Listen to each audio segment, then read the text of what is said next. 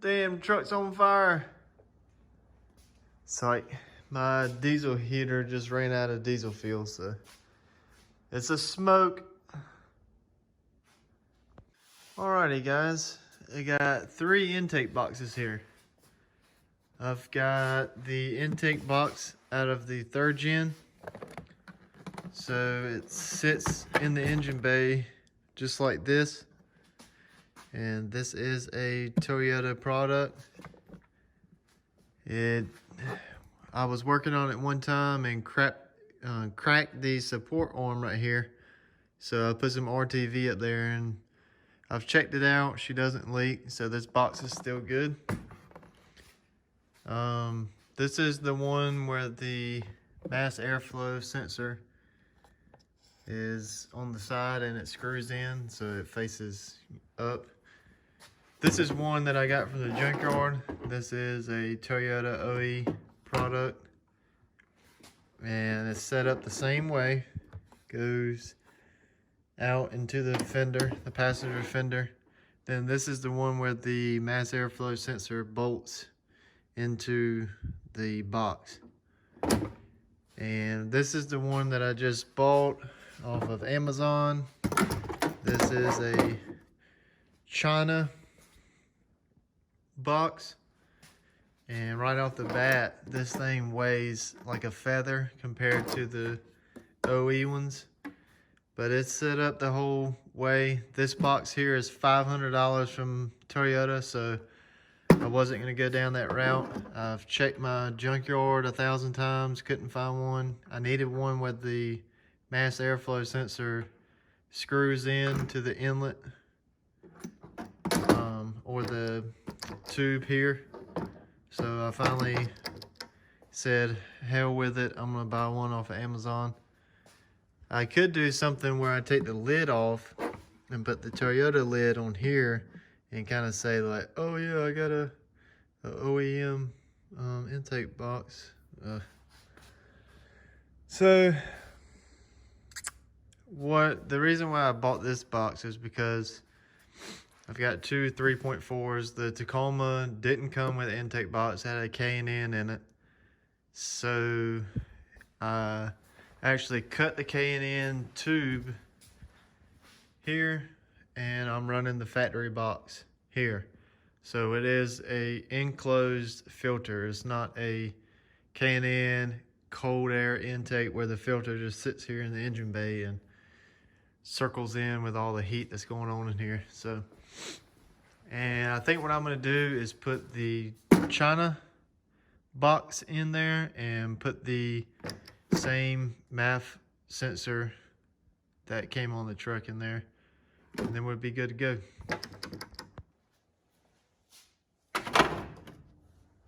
Box is in. Got it clamped down. Got the hoses ran. Got that clamped down. Got that bolt, tighten that bolt. And then this bolt here. Now all to do is put the filter in.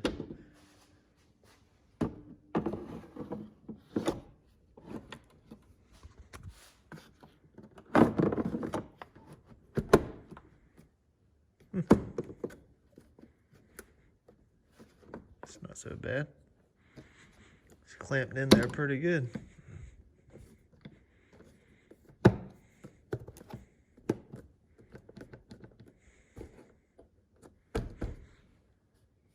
All right, it's not too shabby. It's not the best, but I can live with it. See how it performs. I just didn't feel like spending $500 on an intake box. So hopefully this one will do me right. All right, I'm replacing these lower control arm bushings. And what I did is I cut the inside of the bushing out with the Sawzall.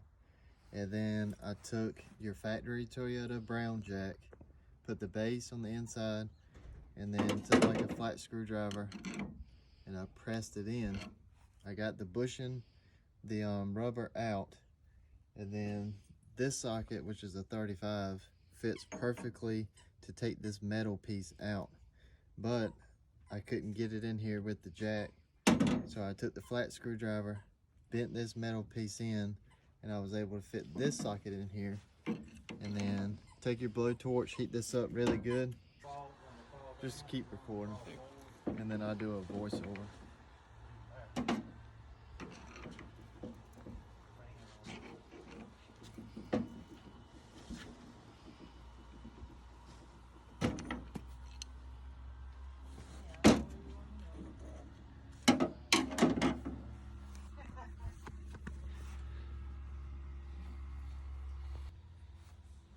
Like I said, just take a flat and bend the furthest outside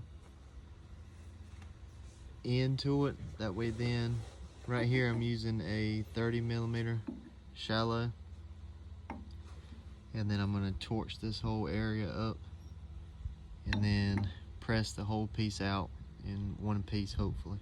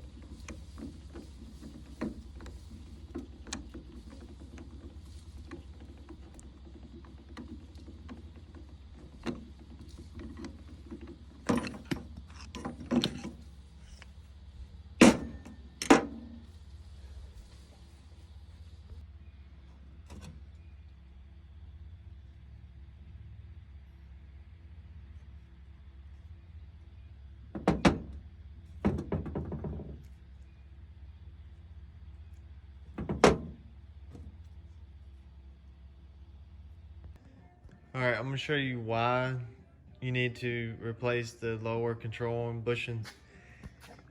This control arm is from the driver's side. So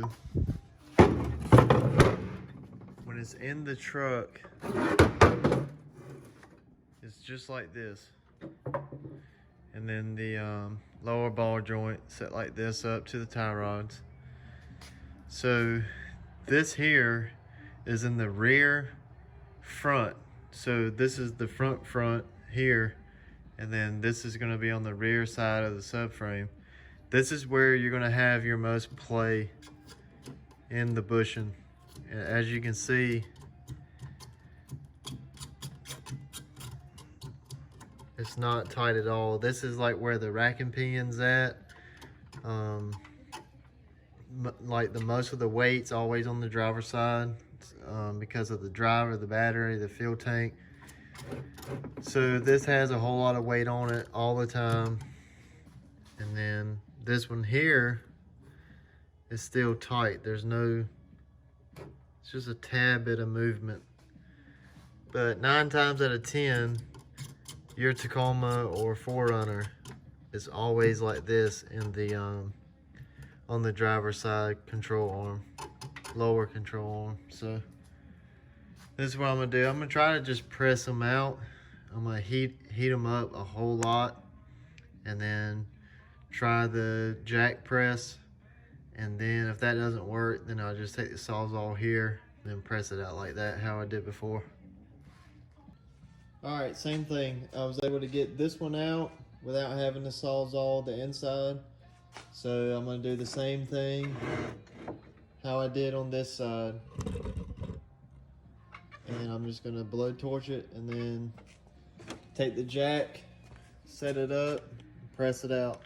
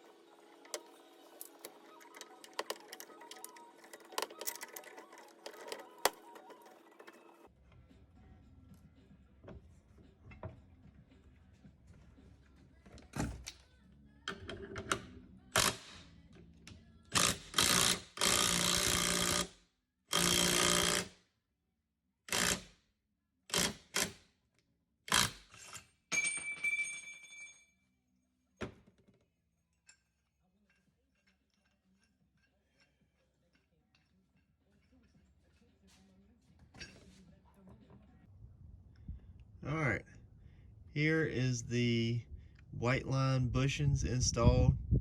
I got the lower control arms back. This is on the driver's side. So here's the front. I cleaned up the cam bolts, reinstalled them, and I've already been to the alignment shop, got everything squared away. Everything's good to go.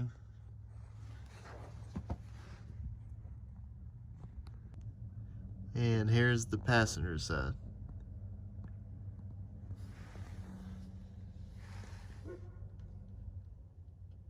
I've noticed really good ride quality after having these installed. Everything's doing really good. So for the money and being able to replace the whole sleeve inside of it, it's a really good cause for your old Toyota pickup that's probably never had the bushings changed out. So I highly recommend getting them, and a lot of people said good reviews about White Line, and that's why I chose them. So when you pair the White Line lower control arm bushings with the energy suspension rack and pinion bushings, and then you get new tie rods, either OEM or 555, you'll notice a big difference in handling in the front end.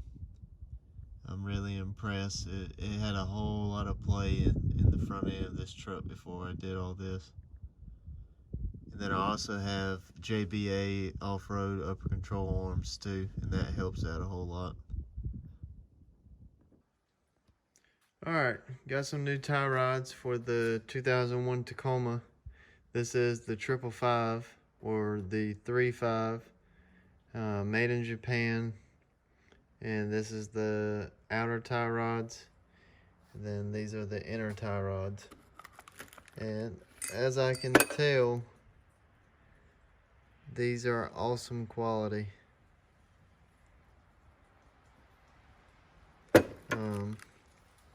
I think I read that this part of the outer tie rod will get like surface rust and just look ugly underneath the truck. So I plan on taping it up, taping the boot up, and then laying some silver Pour 15 top coat paint on it, just on this part here, because I like the silver of it. I just don't want it to turn, brown or red and get that, rust look to it. Because I'm going to try to make a lot of the stuff that I've put on the Tacoma is brand new. But I tend to do this like on the CV axles. I cover up the boots and then spray the middle part, because it just tends to rust out, and anytime you look underneath the truck, it's just a sore eye because all you see is this right here.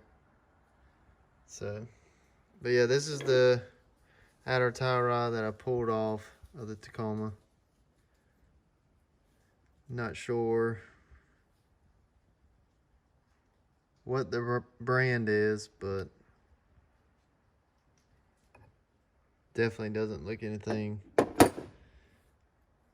like the Sankey tie rods. Then they put their logo here, put their logo there, and it's just a really nice quality looking and feeling tie rod. So definitely pleased with that. I was able to get the outers and inners off of eBay for, I believe, like $160, $170. So that's 4 parts. I think Toyota would have been like $500 for the OEM. And I've been told that 35 is a really nice brand. So, and by the way, if you're trying to paint some parts and you're having problems taping up the parts that you don't want to get painted on, painter's tape, in my book, is not good at all. It doesn't seem to stick to any kind of like door panel materials, rubber bushings, even like the ends where the threads of the tie rods are. So what I use is tuck tape. You can order this off of Amazon, and this is a very sticky type of tape, and it doesn't really leave residue after you're done with it. And I use this for a lot of stuff, and it's basically like duct tape, but I think this stuff is a lot better than duct tape. But as you can see, I'm able to tape up the rubber boots on the tie rods, the thread ends, and the painter's tape will stick to the tuck tape. So you can use the painter's tape, it's not gonna stick. Like, painter's tape is real sensitive to oils and stuff. All I did was just take some alcohol and wipe everything down and then put the tape up there. But even after using alcohol, I couldn't get the painter's tape to stick to it. So, but that's a little trick that I use. Just got done putting the Pour 15 on this side of the outers. I've got 3 coats, and I didn't have any way, which I probably could have ran a string through there and hung them up and painted them all at once, but I'm not really in a rush, so I painted this side, and then I'm gonna try to figure out a way to set them up so I can put the Pour 15 on the other side. But this Pour 15 paint, it sprays really good. Like, if you're using Rust-Oleum spray paint from Walmart or something, it doesn't really have a big fan, and you got to really lay some paint and wear out your finger using it. But with the Pour 15, it does such a big fan that you really don't have, you only do like 1 squirt on one side, 1 squirt on the other side, and that's basically it. Like, it lays it out pretty good. So, but I went with silver because I wanted to keep the same look as the 3.5 colors, so, or the raw materials. But I think this is gonna look nice in the fender wells. Alright, I got the truck off of the jack stands. I just got done torquing the 4 bolts for the rack. This one here is torqued at about 141 foot-pounds. This one and these two are torqued at 123. So I'm a little out of breath. It's that's a lot of torque pounds there. But I got a good size torque wrench, so wasn't too bad. Got the new inner. I did clean up this boot. I made it look brand new. So that's the end of the new inner. And then that's the outer. As you can see, the little 3.5 logo there. I didn't put the 3.5 tie rod on this side. This is actually a very good shape inner and outer OEM tie rod. So that right there is like $300. It's in excellent shape. Came off of a wrecked truck, but there's nothing wrong with it. Got the lower ball joint bolts in, torqued, sway bar links. I think that's about it. Oh yeah, the cam bolts, I couldn't torque the rears, but I torqued the fronts. I think I torqued them at like 90 foot-pounds or 90. I think the spec is like 96, so I torqued it around there. So everything should be good. Not gonna drive it on the road yet because I'm gonna get it in line, and before I do that, I gotta get new upper control arms. Because if you take these 4 lower control arm or lower ball joint bolts off, if you take those 4 out, you can swing that whole wheel assembly out if you have the outer tie rod disconnected. And you can lift it up and down too, and you can listen to the bushings and look at the bushings. Mine's really worn out. The ball joint looks fine up there, but the bushings, they look like they're, you know, 20 years old. So I think I'm gonna go with JBA Off-Road because I love that red, and I've heard a lot of good things. I use what is it called, SPC Light Racing upper control arms, but they've gone up in price and they're getting close to $800. JBA is like $498, right around $500. So I'm gonna try them out. Never used them before, so I'll give it a try.